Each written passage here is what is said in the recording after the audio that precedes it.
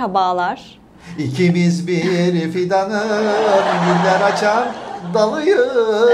Bu Bize hafta ne oldu böyle olduk biz. Ne olduk biz? Böyle bizi Böyle birleştirdiler. ayrılamayacak şekilde bir tasarım getirdi modacı arkadaşımız Sema Günay. Ameliyatla bile ayıramıyorlar Evet, bizi, öyle yapıştık söyleyeyim. bu sefer. Çok sevdiğimiz Yapışık için ikizler. birbirimizi bize yapıştırdılar. Çok teşekkür ediyoruz. Şeyden yalnız korkuyorum birazcık, yani şimdi dün geçen haftadan ondan sonra biliyorsunuz böyle bağlamıştınız.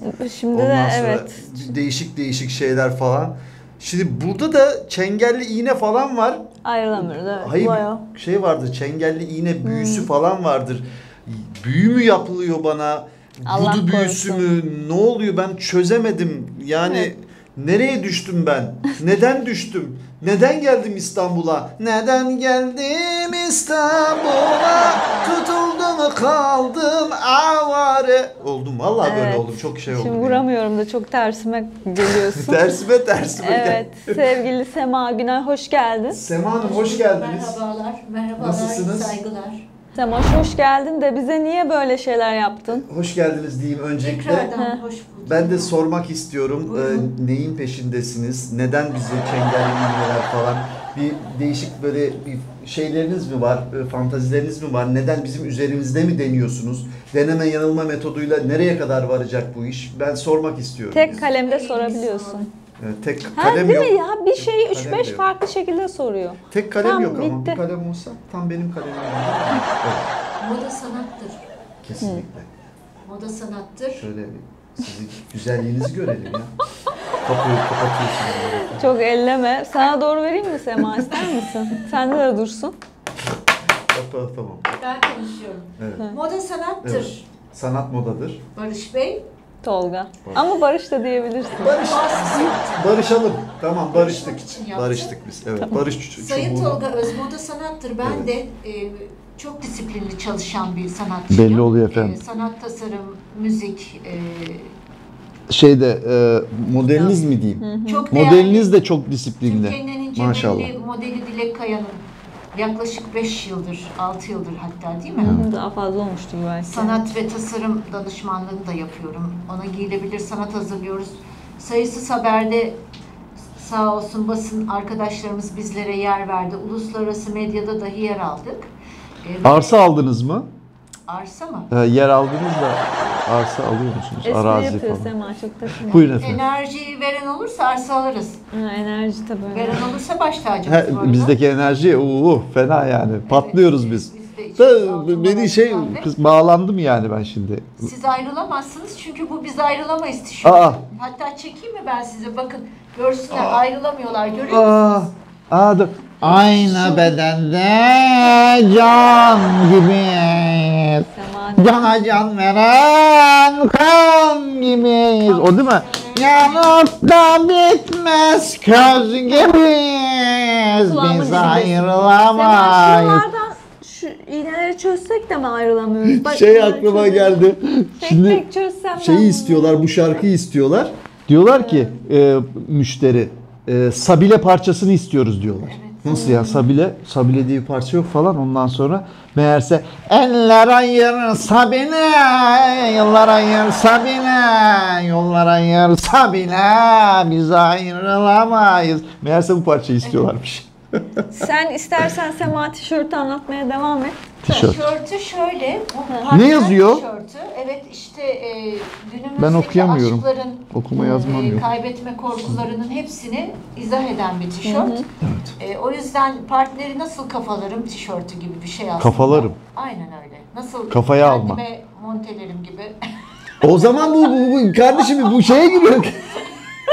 Büyüye giriyor ya. Büyü mü yaptınız bana ya? Allah aşkına ya. Papaz büyüsü. Papazı buldum zaten. Şimdi Başka şöyle, partnerlere taksaydık biz bunu. öncelikle Dilek Kaya hanımefendi üzerindekini okumak zorunda. Sonra siz de ona taşlama şeklinde cevap vereceksiniz. Taş İyi derken de Sema taşlama. benim üstümde ya, ben nasıl okuyayım, kafamı çeviremiyorum ya. Sen O zaman Tolga Bey Bir şey var ya, bir boynumu çevirsem neler yapacağım neler de çeviremiyorum işte boynumu.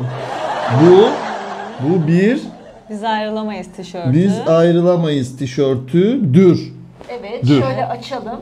Neyi açacağız? Dönelim şöyle bir. Ne diyor orada? Şu Terk edeceksen sakın giymesin ha diyor. oha. Terk edecek. Şey var Sen biraz giyme. tehdit var, şantaj var. Evet. Montaj da orada. Çünkü Instagram falan filan tanıştılar, anlaştılar. İlk buluşmada Sosyal gitti medya. kız.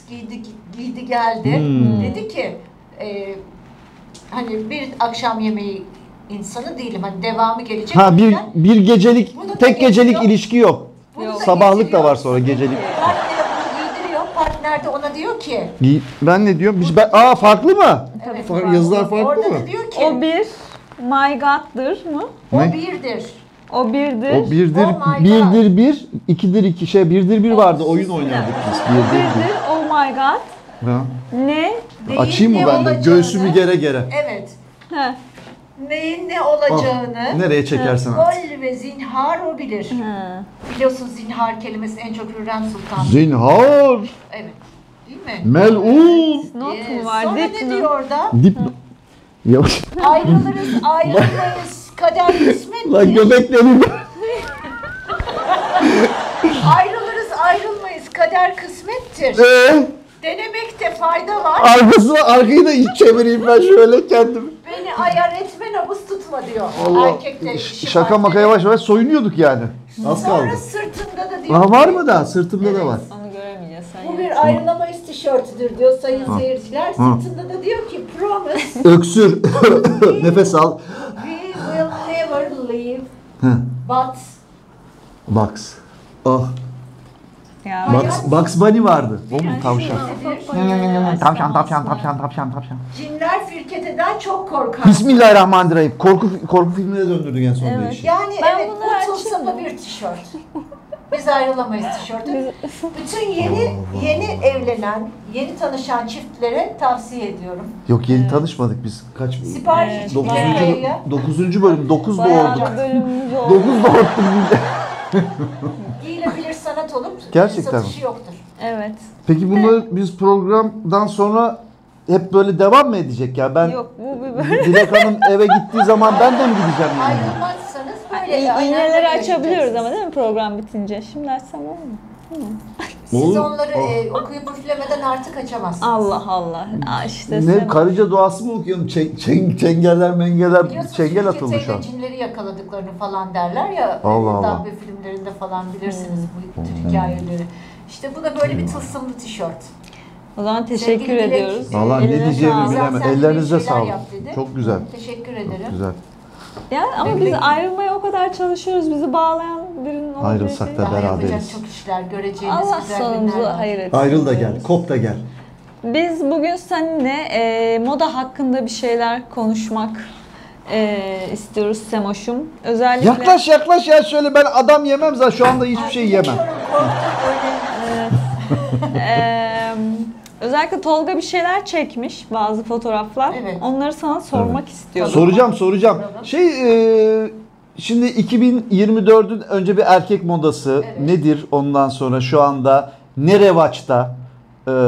Onları bir öğrenebilir miyim? Ne giyeyim ben? Üstüme ne yakıştırabilirim?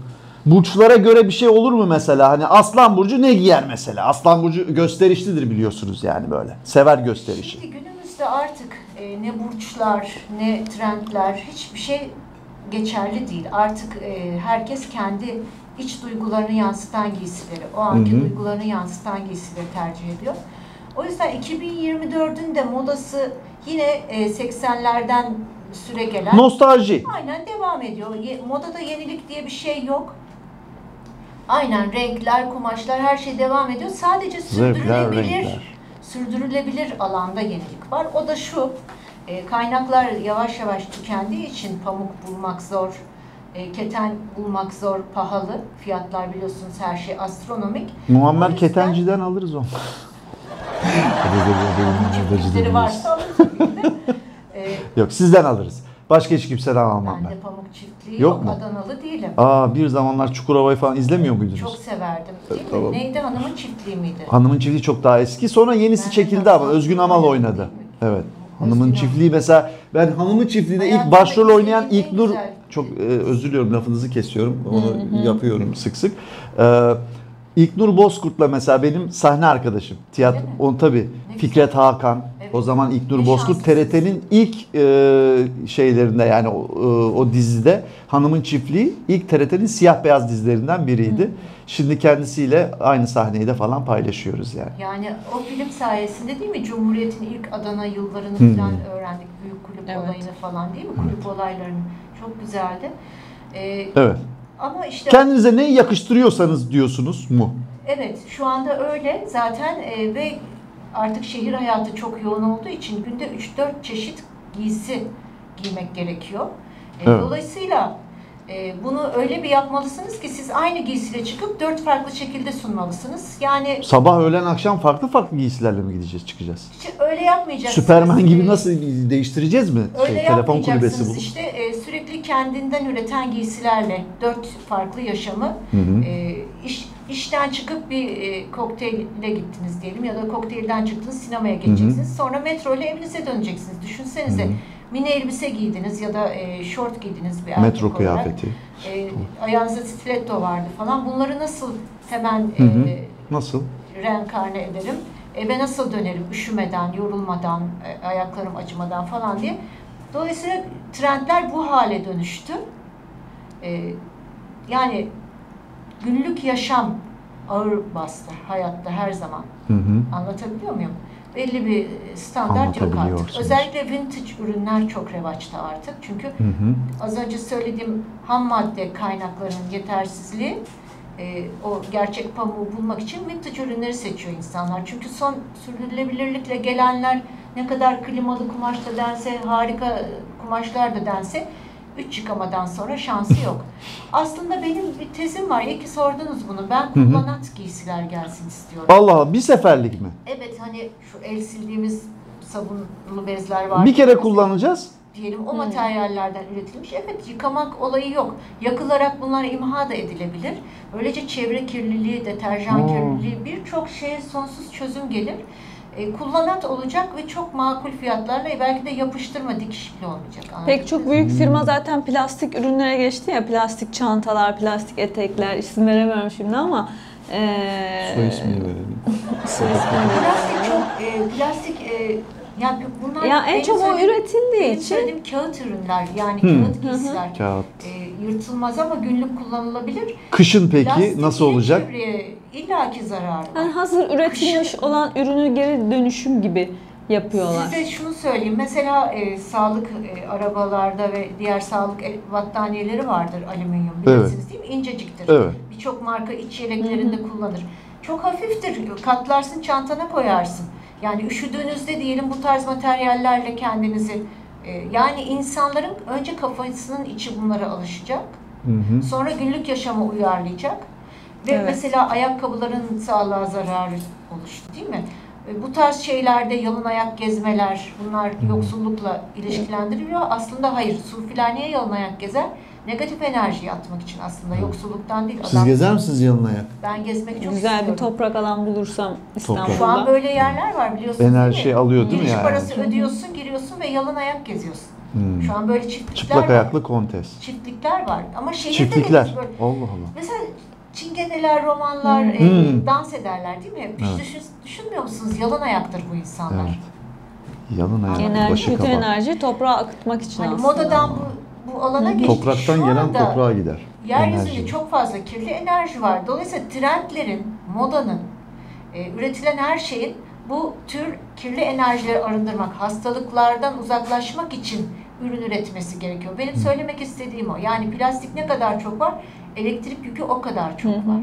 Her yerimiz plastik. Mesela deri karşıtı insanlar var. Deriyi şöyle elde edersek sorun olmaz. Doğal yolla ölmüş hayvanların derilerini insanlar kabul ederse ya da sebzeden meyveden yapılan vegan deriler falan ama onlar da yine çok dayanıklı değil. Yine bir derinin mukavemeti gibi bir şey yok dünyada. İnsan sağlığına en uyumlu şey sonuçta hayvan derisi ama ölmüş olan yani doğal yolla ölmüş olan işkenceyle değil. Sizin bu çözümünüz de keseye de yarar mı geliyor? Yani cüzdana yaramaz da mı? hani şimdi fiyatlar işte moda dediğimiz zaman hep böyle pahalı giysiler, pahalı kıyafetler. Ondan sonra hani bunlar akla geliyor ve herkesin de parası olmayabiliyor yani hani cüzdan olarak. Şöyle bir gerçeği var. Ben size şunu şöyle söyleyeyim. Modada segmentler var A plasa kadar. Evet. Belki daha da üstü var. Bu kağıt giysi de olsa bu yine olur. Bu yine olur ama aslında orada maliyet değildir satan, statü satar. Yani siz o dev markayı alırken statü satın alıyorsunuz. Dolayısıyla size kimse de zorla al demiyor. Sen işini gören bir şeyi giymek istiyorsan onu giyeceksin. Ama sen statü satmak istiyorsan yüksek fiyatlı olanı giyeceksin. O kağıt giysinin üzerine logosunu koyduğunda o ünlü marka, uluslararası ünlü marka, o yine o astronomik fiyat olabilir. Onda ben bir sakınca görmüyorum. Ama onu giymediği için düşük seviyeli sayan zihniyeti ben sakıncalı görüyorum. Yani yurt dışında kimsenin ne mesleğini, ne iş yaptığını, kimsin, nereden geldin, nerelisin diye bir soruyu duymazsınız. Ama hasetçi toplumlarda İkinci Dünya ülkesinden sonra gelen Üçüncü Dünya ülkeleri ve hasetçi bireylerin kafalarında o markayı gösteriş için giydiği düşüncesi vardır. Hayır, adam kaliteye de güveniyor. Yani şöyle düşünün, gazete kağıdı var, üzerinde yazılar var. Bu mürekkebi yaladığında sen zehirlenebilirsin çünkü o senin gıda mürekkebi değil. Ama o giyilebilir sanatı filan marka üretir, yalanabilir mürekkepten yapar. Tükürdüğünü yalamamak lazım. Belki de sen sonra giysini yavaş yavaş yemeye başlayacaksın. Sana öyle bir giysi üretir.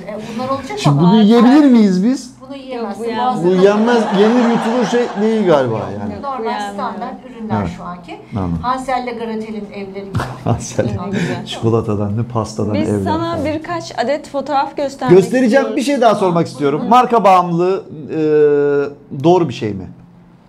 Ben Yani var Bir çok- takıntı ben takıntı mesela mıdır, Karl'ı çok hastalık severim. mıdır? Karl'ı çok severim. Karl Lagerfeld Ben bir resimleri markadır ayarlıyorum ama şu an. reklama girmez çünkü dünyaca ünlü felsefesi olan bir tasarımcıdır. Karl'ın Zaten felsefesi rahmetli olduğu oldu. için Markasını severim. başkaları devraldı şu an. Onlar devam ettiriyor. Ama çizgisini bozmadılar en azından. Toprağı humus Onun olsun. felsefesi minimalisttir. Mesela dünyaya minimalizmi Aşılamak aşılar. Dolayısıyla ben Karl'ı insanlık derecesine göre seçerim marka. Marka bağımlılığında bağımlılık sebebiniz önemli. Anlatabiliyor muyum? Yani hayvanları şişirip patlatan kas tüyü mesela bunu koyuyor ve evet ben bunu seviyorum, hedonistim, bu kazı patlatarak giymeyi seviyorum diye paylaşan bir markayı giyiyorsanız sizin de o tarz duygularınız vardır. Ama Kazın ayağı öyle değil diyorsun. minimalizmi savunan bir marka çok lükstür. Fiyatı yüksektir ama ben ona bağımlı olabilirim. Çünkü o yine minimalizmi sembolize ediyordur ama size şunu söylemek istiyorum. Lüks artık pamuk. Lüks artık ipek değil, pamuk mesela. Değil mi? Pamuğu aslında anneanneleriniz giyerdi. Çok ucuzdu güya eskiden ama şu anda mesela lüks pamuk olacak. Ben göstereceğim artık, dayanamıyorum. Ha. Göstermek zorundayım. Yani önce size göstereyim nasıl bir yani Beyefendi altı kaval, Tam üstü çevirsene şişhane. tabii. Tamam Skoç şöyle. eteği giymiş. Skoç herhalde. İskoç mu acaba? İskoçyalı mı? Evet öyle herhalde. Yoksa metro mu burası? Metroseksüel mi? binmiş. Metroseksüel Metroya mi? binmiş. Evet. Tamam. Skoç bir erkek, Evet. beyefendi. Takım asil. elbisenin Ama altına İskoçlar şey ekose giyiyor. giymez mi? Ekose etek. Bakabilir miyim ben? Tabii. göremiyorum. Ekose değil bu. Bunda bir şey var yani. O şort giymiş. Öyle seviyor demek ki canım Evet. yani. Bazıları Beyaz şort sever. çorapları İskoçlardan, yani muhtemelen o bir İskoç, pembe kravatı var, pembe mendili var. Çok şık bir beyefendi. Bence harika olmuş. Olmuş mu? Giyinebiliriz yani böyle Giyilebilir erkekler. tabii ki de. Ben giyebilirim. bence. Bana yakışır mı? Bence de Herkes yakışır giyebilir. yani bu kadar Şort, Beyaz çoraplar sanırım falan. Giydiği etek değil, şort o. Şort. Ama ben bir şey söylemek istiyorum. Bacaklarım Tarihte güzeldir gerçi de. erkekler etek giyerdi. Ah. Evet. Neyle? Rahat Pantolon etmek kadınlar için. içindir. Anatomik olarak, ergonomik olarak pantolon erkekler için değildir. Bu kadar Dar söyleyeyim. şeyler giymeyin anlamında Etek. Onun söylüyoruz. bile üretilmesinin şifreli erkek ırkının sonlanması için sebepleri olabilir diye düşünüyorum. Bilmiyorum. Şey gibi Kadir İnanır diyordu ya ben etek şey yapmam giymem falan filan Kadir diyordu. İnanır etek Sonra giymem diyebilir. Saygı duyuyorum. Ona ne yok üret- giydi zaten canım. Sinan Çetin'in romantik filminde Aa giydi. evet giymişti. Hatırlıyor musun? Evet. Giymişti. Giymem demeyin. Ama Ben etek giymem. Benim adım Kadir. özellikle hani Deli Kadir. bazı ülkelerde erkekler entariler ve bol şalvarlar giyer. Pamuktur onlar. Entarisi Gerçek pamuktur. dımdım yer. Türklerin de giysilerinde gerçek keten kullanılır ve çelik gibidir onlar. Savaşta zırha bile gerek Hangisi? görmezler. İşte o tarz ürünler giymelidir erkekler mesela Öyle. anatomik olarak da. Kas yapısı gereği. Bu ceket, takımlar, gravatlar korkunç stres yaratan giysiler aslında. Zaten Boyun bağları, belli amaçlar evet. için hepsinin tarihçesi. Bağlıyorlar falan Üretim. böyle boyun bağı. Yani Geçen şu- hafta o bağlanma şeyini bayağı bir hissettim ben. sayılmaz bile be. Aslında Sayılmazmış. Bağlandım Bunu sana. saymayız, yine bekleriz Aslında zaten. kravatın ucu bir kılıç şeklindedir. Dikkat edin. Yani Evet. sen bizim askerimizsin demek. Yani emrimizdesin. Bu da senin yuların ve kılıç. Yani bizim için savaşacaksın demek. Çok enteresan. Etiminde biraz Sembol yani. tabii ki de. Kravat. Kravat, Papyon peki? kravat Papyonun İstanbul'dan sembolü nedir? çıkmıştır. Papyon. Papyonun da Kelebek gibidir böyle, hani ne değil mi? Papyon. şıklığı temsil ediyor. Aslında oradaki olay A yine şıkkı, çakralarla B şıkkı, ilgili. C şıkkı. Çok şık. Ona bir göndermedir. Bu arada geçenlerde şu dil çıkartma olayı var ya, yine geçen gün bir genç bir sporcumuz da yaptı dil olayı. Onu da fark ettiniz değil mi? Einstein da çıkarıyor. Einstein de Evet, çıkarıyordu. Evet. O da işte yine benzer çakralarla ilgili bir şey aslında. Dilini çıkaran Akıllı mıdır yani? İsim verebiliriz canım. Normalde Sıkıntı yok. dilini arkaya Kenan Yıldız. Kenan Yıldız. Juventus'ta Doğru bir oynuyor. yaptı. Çok hani siz değerli. eğlenin ama ben kazanıyorum demek istedi dilini çıkararak. Ha. Yani bunu bir takım sembollere bağlıyorlar ya. Benim nasıl? Çok iyi. O da bir moda aslında, anlatabiliyor muyum? Yani herkesin böyle de bir poz vermesi lazım. Öyle mi? Evet. Normalde dilini çıkartmak eğlenceye düşkün insanları temsil Aa. ediyor ama o demek istiyor ki biz üreteniz, size dilimizi çıkarabiliriz. Ha. Evet. Dilim varmadı benim Evet. ama neyse. Modadan buraya geldik. Dile kolay. Dile Einstein'ın kolay diyelim. papyonlu dil çıkaran pozu geldi aklıma da oradan oraya Anladım. geldi. Peki bunu nasıl buluyorsunuz? Size göstereyim. Burada bir Sonra da seyirci görüyor mu? seyirci şu anda görüyor. Sevgili seyircimiz, Yani çok fazla partner yapmış. Haber Caddesi Hepsi izleyenlerimiz. eli koluna Öyle mi? dolanmış. Bu atkı mı bu? Ne bu? Olmuş yani. Bu boğmuş onu Şu sanki amaçlı böyle bir giysi, hayalet gibi, sanki böyle Ahtapot. ghost şey var. Ahtapot mu? Sevimli hayalet Casper'ın Herhalde öyle. şeyleri Bulaşık gibi böyle eldivenlerine daha yakalanmış. çok benziyor. Moda şovlarında yapılıyor bu tarz giysiler. Şimdi Her sokaklarda renk var. da giyilebilir. Hani gökkuşağı gibi tüm renkleri yani içeriyor. şöyle düşünün, dünyayı dolaşan bir adam olsa, her eldivenin içine bir şeyler doldursa, Evet. çok da güzel bir giysi. Evet. Rahatlıkla kullanılabilir. Sokakta rahat rahat gezebilir miyiz Gezilir bununla? tabii ki de. Gezeriz ya. Yani insanlar birbirini kınamayı, eleştirmeyi, küçük görmeyi Evet. bırakacak. Hangisi? Şu çok güzel. Kafaların içi önce temizlenecek. Hangisiymiş o? Daha Marka sonra herkes her yazmıyor zaten. istediğini Yok. giyebilir. Hı, aynen şöyle. Tamam. Maşallah. Başka neler? Evet, size bir Yakuza savaşçısı göstereyim. Evet, bu Samuray. aslında son derece ergonomik bir giysi. Ergonomik. Evet, çok Bu şey gibi olmuş. Akordeon. Akordeon, aynen akordeon gibi olmuş. eminim Göster. çok sağlıklı Göster amcalar kumaşlardan evladım. üretilmiştir. Geleneksel detayları da var ama her yere çıkabilirim, tırmanabilirim, zıplayabilirim. Allah Allah. Tek sorun o pantolon yıkandığı zaman aynı şekilde bir şey olacak Olur mı çünkü acaba? o dokumayla o şekle getirilmiş bir Bu hem okumuş hem materyal dokumuş. muhtemelen. O tekrar hatta Renk doğru belki mu? de yıkanmıyordur bile. Yani kiri tutmayan bir kumaş dahi olabilir. Gri Renk çok güzel mi? Ben çok Mükemmel severim. zaten. Gri pozisyon. Gri- Gri'nin 50 tonu var burada. Çünkü gri'nin O kadar 50 tonu yok. ne demek? Kaç tonu? Bütün 3-4 renkler ton. birleştiğinde gri tonları oluşur. Yani Siyahla beyazın karışımından gri oluyor diye biliyorum. bütün renkler birleştiğinde gri Öyle mi? oluyor. Evet, gri bütün renklerin birleşimidir aslında. Normalde kişiliksiz bir renk de denir. Aa, Kişiliksiz. hayır çok güzel Evet, ya. Ben yani. severim griyi. Yani şu gri giyen kişiliksiz mi oluyor? Hayır, griyi giyen kişiliksiz olmuyor ama O ne? dikkat edin, trafikte en az kaza yapan araçlar gri renkli araçlardır. Çünkü rahatsız etmezler insanları. Nasıl bir kafa? Ama kırmızı en çok kaza yapan araçtır. Çünkü kırmızının enerjisi düşüktür. Yani enerjisi Evet. eşit gri'nin. Gri'nin bir enerjisi yok. Gri Nötr mü? gri Diyebiliriz. belirsiz, Gri. kimseyi rahatsız etmeyen, sakin, Güvenli alan. güvenli alan. Evet, Kırmızı çok güzel mesela bir tarif. iş görüşmesinde kırmızıyla gitmeyin derler. Kahverengi asla üstte giyilmemesi gereken bir renk. Herkes Kahverengi- çok kullanır aslında. Kahverengi bütün işlerinizi yarıda bıraktıran bir renktir. Çay rengi yok. Niye kahverengi var? Çay rengi yok. Evet. Bu bir çobanın o keçeden Evet, yapılma evet. şeyleri Aba.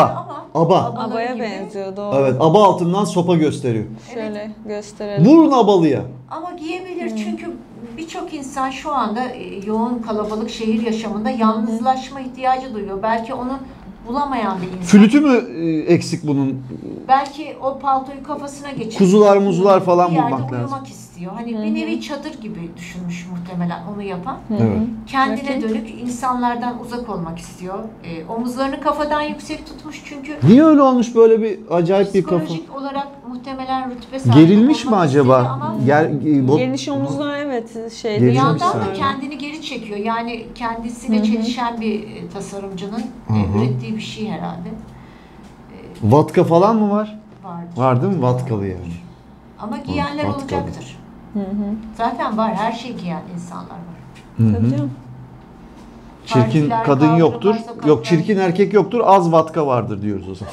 Çirkin erkek yoktur. Erkekler zamanında mücevherleri Böyle ağız erkekler takısı takardı. ilginç geldi Ay. bana Tolga da Bey, avize gibi. Buyurun Mücevherleri erkekler takardı. Makyajı erkekler yapardı. Kadınlar beyaz giyerdi. Kimya hocamıza şey sormuştum fakültede. Fukaranın düşkünü beyaz giyer kış günü diye bir atasözü var ya. O nereden ileri gelir biliyor musunuz? Eskiden boyalar çiçek pigmentlerinden falan yapılırdı. Evet. Çok pahalıydı. Yoksul insanların giysileri ham kumaş olurdu. Beyaz renk, bej renk olurdu. Bilirsiniz Amerikan Evet. bezini Hı falan. hı. O yüzden sadece asillerin giysileri renkli olurdu. Mor filan Dolayısıyla en buradan pahalı. gelirdi o fukaranın düşkünü beyaz giyer kış günü. Evet. Ne diyorduk? Erkeklerin Erkeklerin. ne oldu? Sınıfta kaldınız. Yok ben evde kaldım. Sınıfta kalmadım. Şöyle bir ağız takısı yapmışlar onu göstermek istedik. Evet, takı. Ağız takısı yapmış. O Ne göze çarpıyor? Ağzı kapatmasını engelleyen yani biraz süslü bir takı fetiş herhalde. bir çalışma olmuş. Gösterelim. Hedonist Peki, bir çalışma olmuş. Yani bir mikrop, Zarar iltihap verme bir şey. ihtiyacı Tabii. hissetmiş. Yani herhalde Kendi kendine mi zarar tasarımcının vermek istemiş? evinde onu rahatsız eden, çok konuşan anılarında travmalı bir detay varsa Evet, rahatsız olabilir. etmek istemiş. Yani insanlara yüklemek istemiş o Allah travmayı. rahatlık versin ne diyeyim. O sarkan mücevherleri de muhtemelen salyalar olarak ele Aa, aldı. öyle mi? Ha bu Evet. şeyi var, Ama anlamı şurada var. bir şey Salya. bakın kırmızılar var. Evet. Evet. Kan.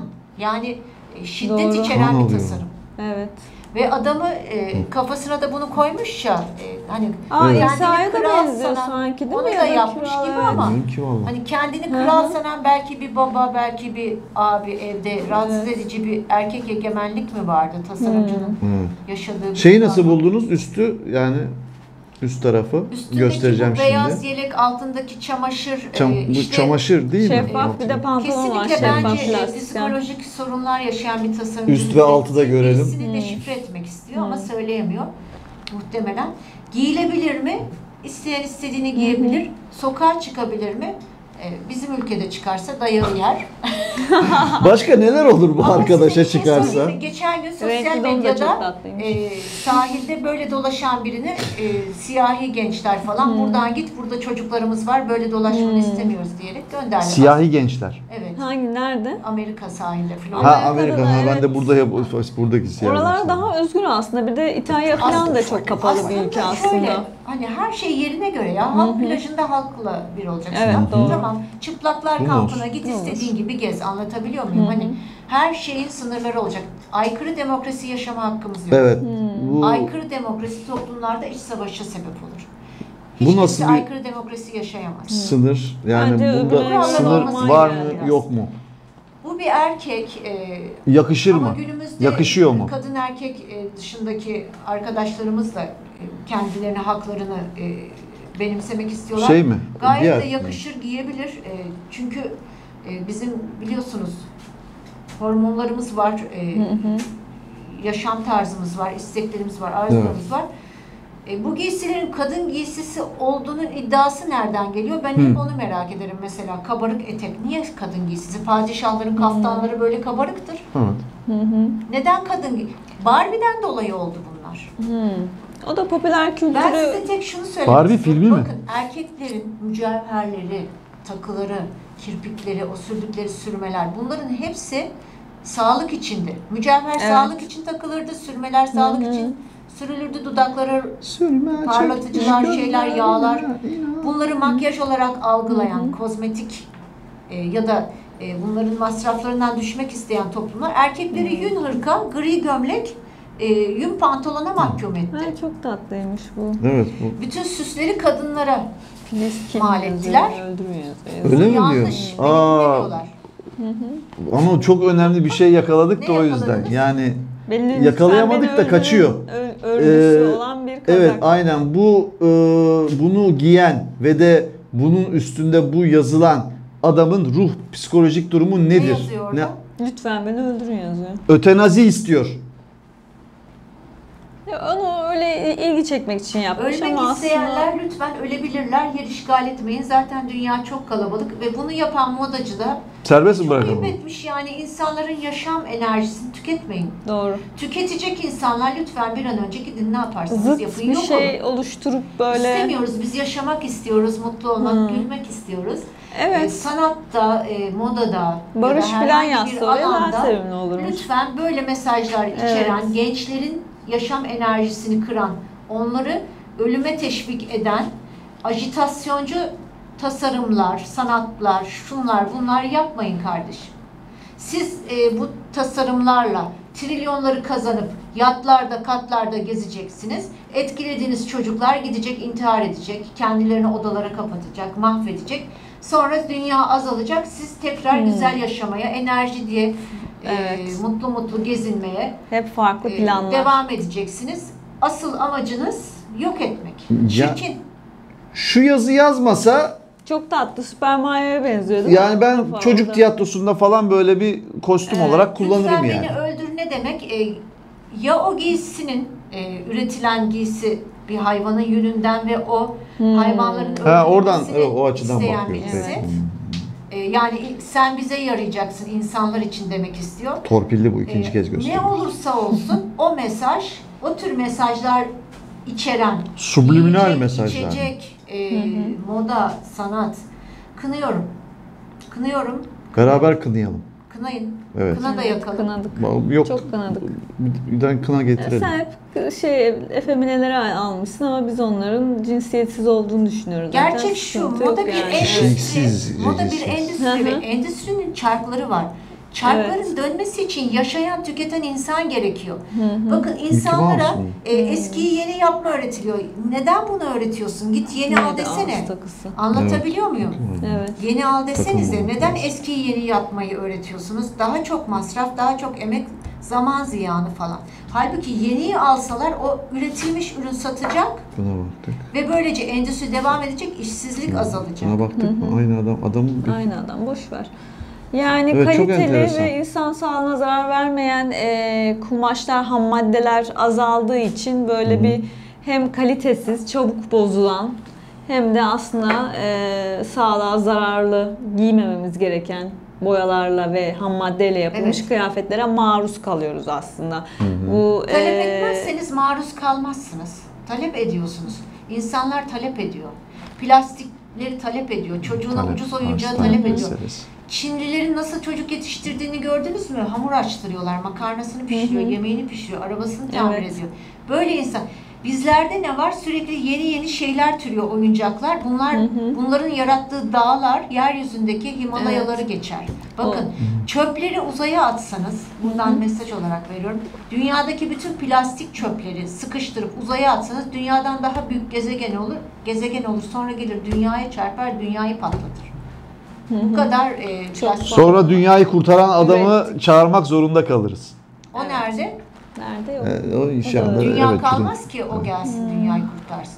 Dünya zaten patlayacak.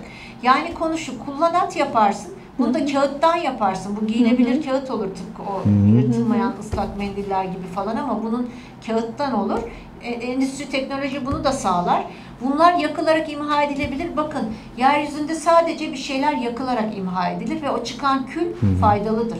Yine insan sağlığı için, dünya sağlığı için kullanılır. Komşu komşunun külüne muhtaçtır. Evet, yani kül olayı, hani anka kuşu gibi küllerinden doğmak olayı var ya, sektörler kendilerini bu şekilde üretimlerle de yenileyebilir. Böylece dünya çok güzel bir yer olur, yeşil alanlar. Ama marka bağımlılığı kısmında marka olmalıdır. Marka gereklidir. Bu arada bir şey söylemek istiyorum. İnsanların şöyle bir saplantısı var.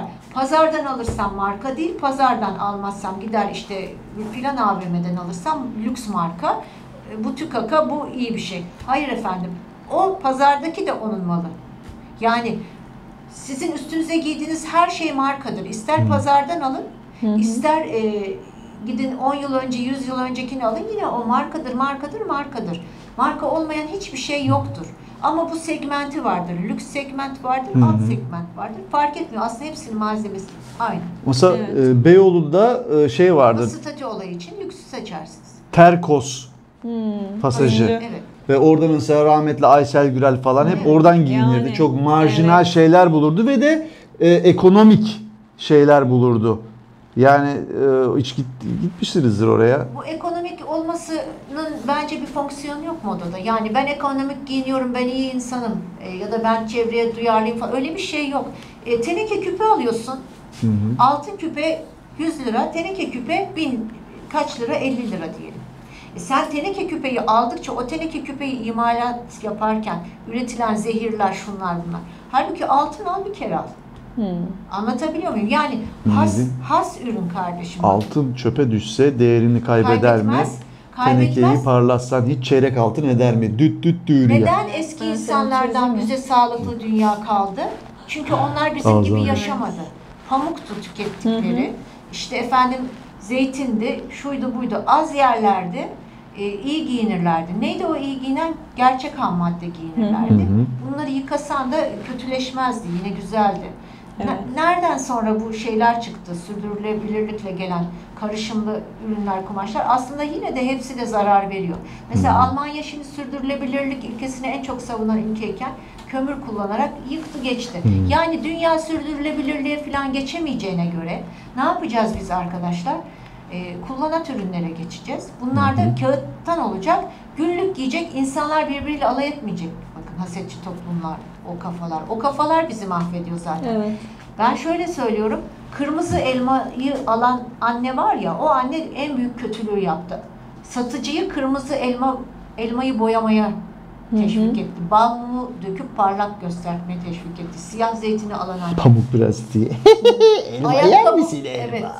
Ayakkabı boyasıyla boyatmak zorunda bıraktık zeytin satan adamı. Niye? Siyah zeytini satın alıyordu o kafa. O kafalar bugün kanserin %90 sebebi oldu. Dünya ne yapacak biliyor musunuz? Elmanın şekli bozuksa da onun güzel olduğunu, faydalı olduğunu kabul edecek. Şekilcilik, işte Türkiye güzelinin olayındaki aynı şekilcilik. Şekilcilik hastalığından vazgeçecek. Hasetçilik hastalığından vazgeçecek. Az tüketim, öz tüketim. Evet. Ve kullanat mümkünse. Evet. Ve kendine her şeyi layık görecek bakın. Mesela benim soyadım Öz. Öz tüketim beni tüketti. Yani tükendim ben. Tükenmişlik sendromuna girdim şu anda ben. Girdim ama çıkamıyorum. Çıkamıyorum. Evet. Yani biz böyle kaç tane var bu arada? Kaç tane? 1, ayrılmadan. 2, 3, 4, sonra 5, bunu bir 6, çekilişle 7, 8, 9, kıyafetimizi 10, 11, veririz, 12, bir şeyler 13, 14, yaparız 15, 16, 17, 18. Artı 18'e de girdik. Bunun yerine kuş gözü de olabilir değil mi Sema mesela? Tabii, çiftler için. Kuş gözü ama de olabilir. burada çengelliğin olayı şu cinlere bağladık. Hani geçen bölümde de söyledik. Kış cinler, kuş cinler, kuş evet. cinler. Evet. Bu şimdi bir büyülü tılsımlı tişörtler falan ya hani. Bir nevi hani günlük ilişkilerde bir daha cin oluyorlar falan, görünmüyorlar, yok oluyorlar, hayalet şu bu. Yakalamak için çengelliğine. Yakalamak için çengelliğine önemli. Sevgilinizin bir yerine iliştirebilirsiniz çengelliğini. Falanca filan. Yakalıyormuş çünkü. Evet. Bazı terimler var. Merak ediyorum işte moda programlarında işte proporsiyon. Ondan sonra kombin, onları proporsiyonun bir yemekle bir alakası var mı? Kaç porsiyon giyinmek lazım yani mesela? Proporsiyon standart vücut ölçüleri endüstride kullanılan standart vücut ölçüleri, o proporsiyon esası denen o. Onun dışında kalanlara özel dikim yapılır. Yemek porsiyonuyla da benzer alakası var tabii. Var mı porsiyon? Demek ki bak buradan bir yakaladım, bir bağlantı yani kurduk mu? ölçüler. Ölçüler. Standart ölçü demek. Yemekte de Evet. ölçü ya, Her porsiyon. şeyde, Kaç her porsiyon? şeyde ölçülü olmalıyız. Az önce söyledim ya, aykırı demokrasi Evet. olmaması gerekiyor dünyada diye. Çünkü herkes, kimi ben bebeği öldürebilirim diyor, kimi köpeği öldürebilirim diyor, kimi onu öldürebilir. Çünkü bundan haz alır. Öyle bir dünya yok arkadaş. Evet, O Sema. zaman biz de seni Değil mi? öldürebiliriz falan Değil mi? deriz Sana ama doyum olmuyor. Evet. Evet. Ama bize Son bir şey doyum daha sormak oldu. istiyorum. Heh. Kombin. Mesela kombini biraz daha ileriye getirsek kom 2000, kom 3000, kom 4000 gidebilir miyiz böyle? son bir Ne sordun? milyona da gidersiniz. Milyona kadar yolu var değil mi? Milky Way dolaşır gelirsiniz. Biz bir gelip dolaşalım o Samanyolu zaman. dolaştı. Evet. Nasıl? Biz döndük dolaştık yani birbirimize Ayrı- dolaştık. Siz ayrılamadınız. Artık ayrılamayacaksınız. Aynı Allah bedende can gibi. Sayın Bülent Ersoy. Cana can veren. Tamam. Ha. Bitirelim. Peki bitirelim. Bize yine Bitirdim tahammül ya. ettiğiniz için çok teşekkür ederiz. Sema, özellikle sana da Çok çok teşekkür Ya teşekkür çok ediyoruz. valla Maruz çok kaldım teşekkür bize. ilk defa bu kadar az konuştum. Bana da Evet. iyi geldi değil mi? İyi geldi. Sevindim. Hakikaten yani ama Sema'nı biz her bölüm çağıralım. Bir konuşuyor ben onu dinliyorum böyle. Ne kadar bilgi birikimin yüksek. Teşekkür ediyoruz size. İyi akşamlar diliyoruz. Yani iyi akşamlar diliyoruz çünkü yani Beraberiz. diliyoruz. Yani başka türlü ne yapayım ben şimdi iyi akşamlar diliyoruz diyemem. Diliyoruz. İyi akşamlar diliyoruz. Esen kalın, sağlıcakla kalın. Her türlü biz kaldık çünkü. Siz de Kal kalın. gelmiş.